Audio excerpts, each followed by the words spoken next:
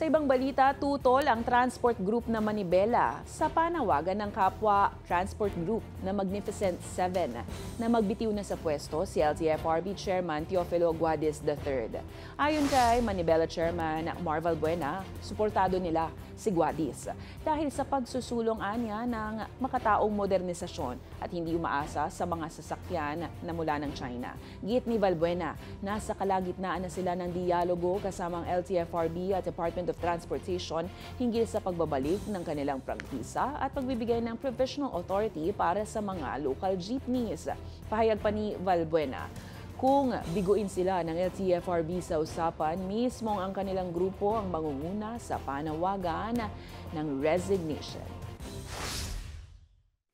Tingnan mo, sa maigsing panahon na nakaupo siya sa ngayon, napaka-arugante naman natin. Hindi ba tayo makapag-antay na mabigyan man lang ng kahit konting panahon yung ating acting secretary na mapag-aralan at makita niya yung sitwasyon dahil kakaupo pa lamang niya?